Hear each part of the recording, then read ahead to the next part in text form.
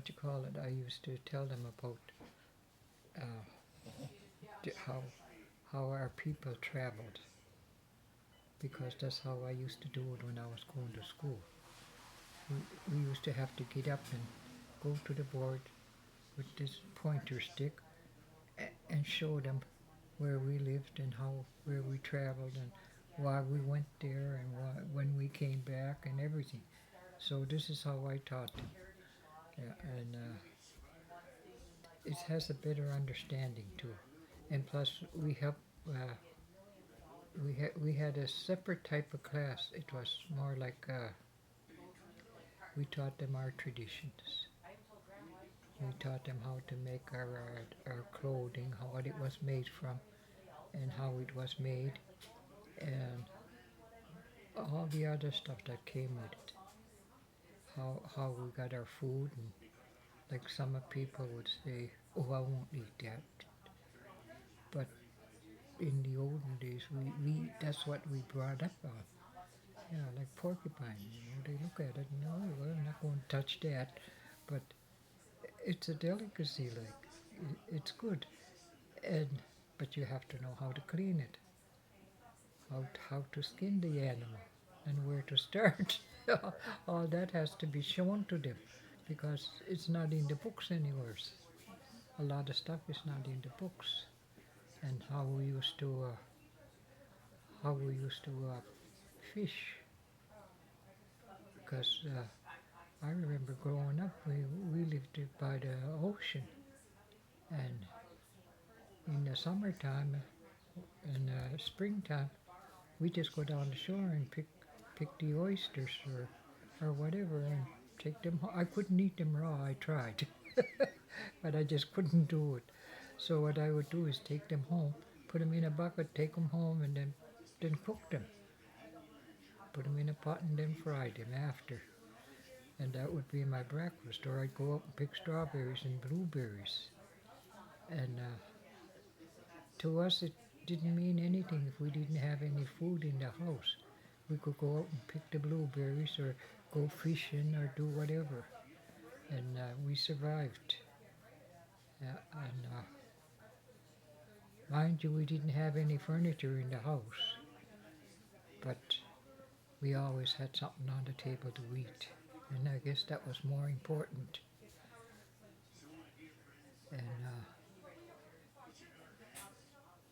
it's a lot different today. I can remember our first family loss, I think. I don't know if it was $2 each. I think it was $6 for three of us. And we could carry all the groceries home. But it wasn't the groceries weren't as expensive as they are today. Today you get only about two items for the price of what all three of us carried home. And there was no cars, nobody had cars. There might be one vehicle in the community, and it was usually a medical driver, one that would take people to the hospital if they were sick or if somebody got hurt. And that's all each community had. If anybody had something that took you somewhere, there was a horse and a buggy. And you couldn't go hiking for those all the time or asking somebody to take you. You had to be ready to go when they were going.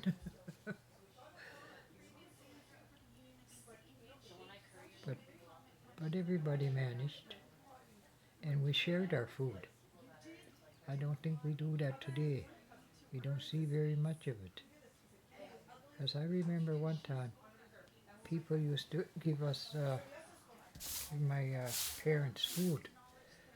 Like they knew these people that had a restaurant, and they would give us buckets of baked beans or something like that. And my mother would take out what we needed, and then she'd fill up bowls or something like that, big bowls, or a bottle, big bottle, and tell me to take them to the neighbors. So she, instead of trying to keep all the bucket of beans or something, she would tell me to take it over that house, take it over that house, wherever they had a lot of kids, and share the food. Yeah, and that's how a lot of us managed. If you got a lot of fish, you shared it with your neighbors. You know, especially the ones that couldn't go fishing, like the elders. You made sure they had something. So today, I still have that. I can't go fishing, I can't go hunting, but there's always somebody that'll give me a fish or a rabbit or something. They bring it over, or some deer meat or something. There's always somebody bringing something over. It's like the favor is returned. Yeah, That's what we were like. I grew up at our community was on the coast, and yeah, so much of the food that we ate was seafood. yeah, And it was the same thing, my dad would fish and he would bring in yeah, his catch, and then it would be shared. There was always that rule that we were taught was never take more than you need, yeah, and if you do have more than you need, share it with yeah, others. Yeah, yeah. It's yeah. a beautiful, And, beautiful law to live by, right? yeah, and I learned how to drive a boat. I think when I was 10.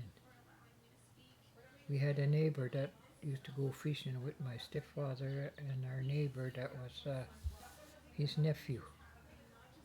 The three of them were related, but one of them drank a lot, and he was a bachelor type of guy. And when he got in the bottle, they needed an extra hand on the boat. So I learned to drive a boat at 10 years old. And it wasn't the one with the steering wheel, it was the one with just a stick. You had to keep your eye on the bow, see which way you're going. Yeah, and those are things that I didn't have to go every day. It was when the third man was out, out and got it one too much or something that I'd have to go.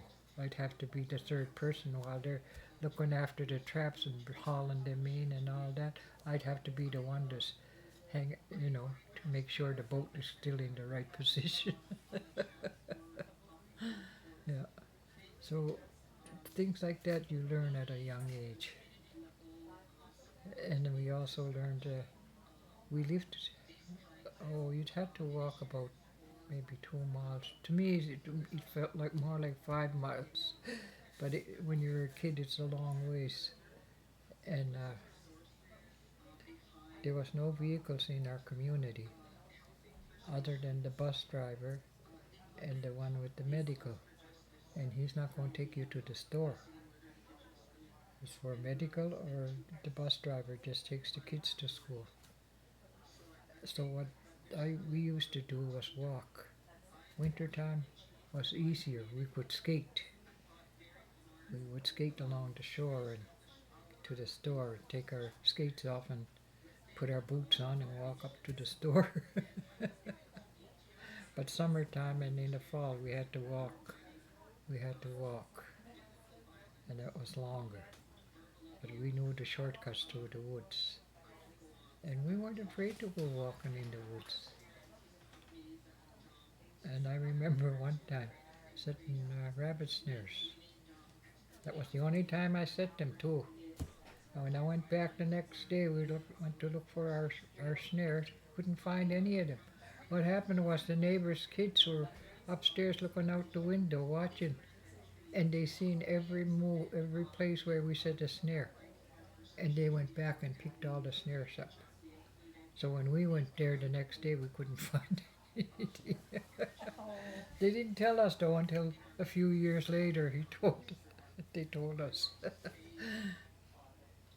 when, He's, sorry. When you talk about skating to school, is that the waterway we see when we come in?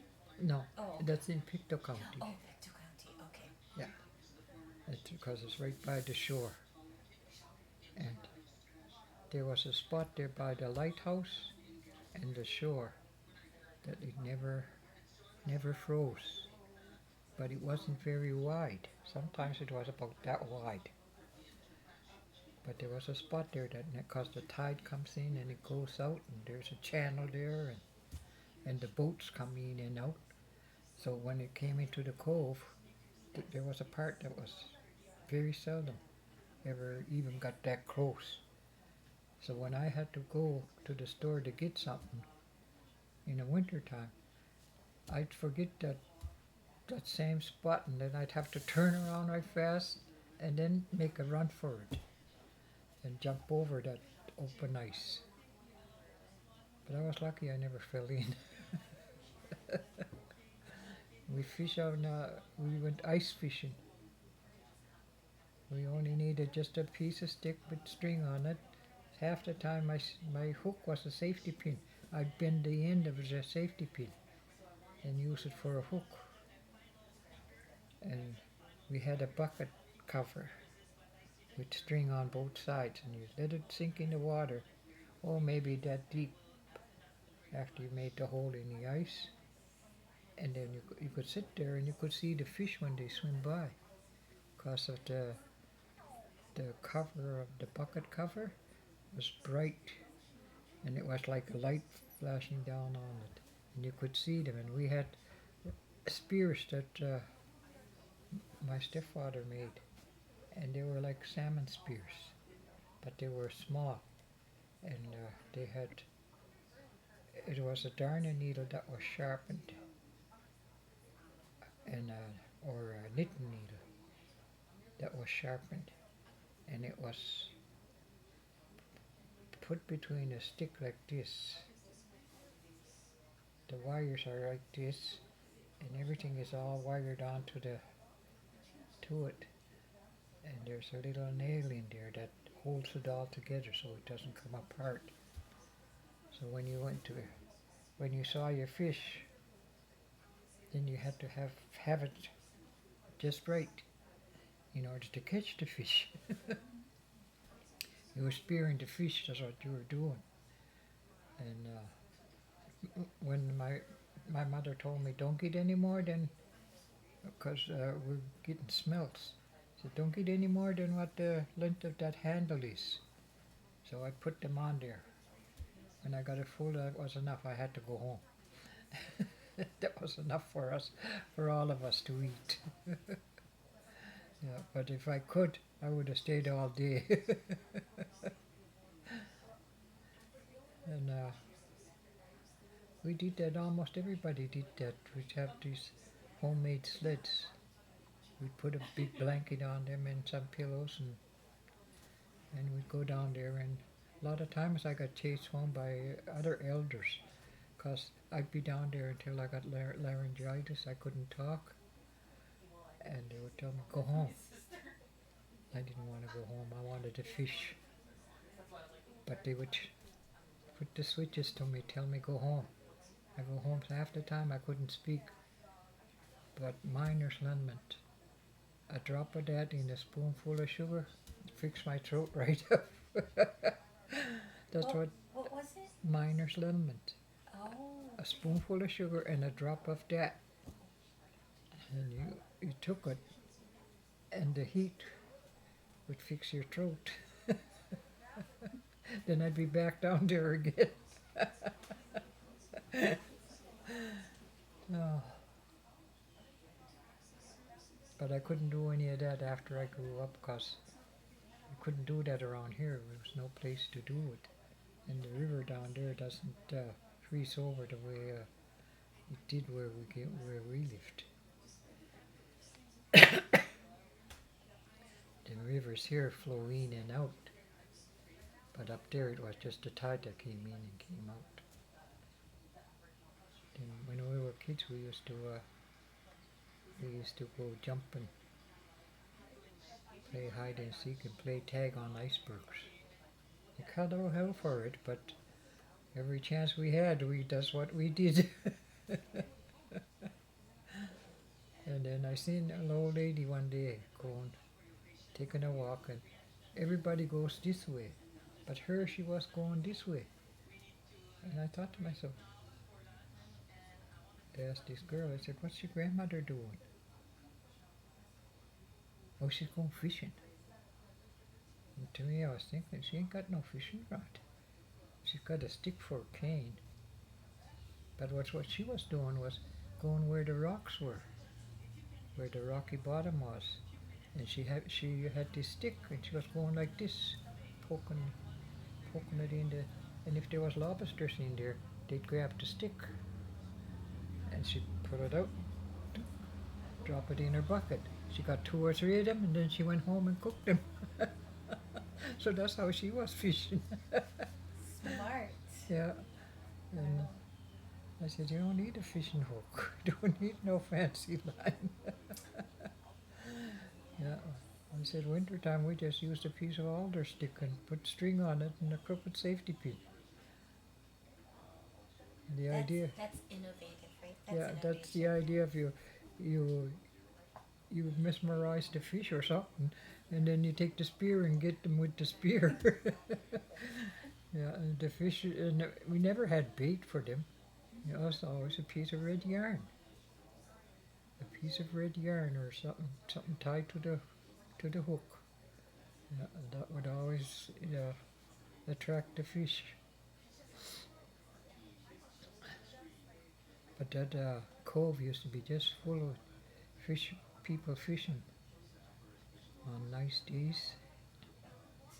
And I remember one time, we can't catch nothing. And at that time I already realized, something's wrong. There's no fish, you can't catch fish.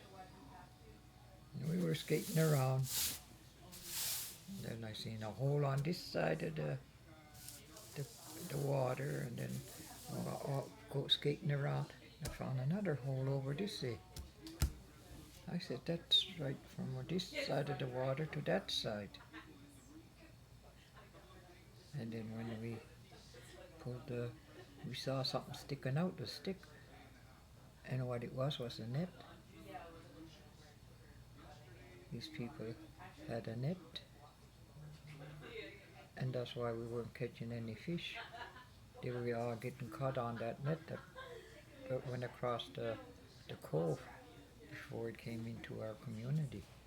So what we did, we hauled it out and cut it, and we just left it.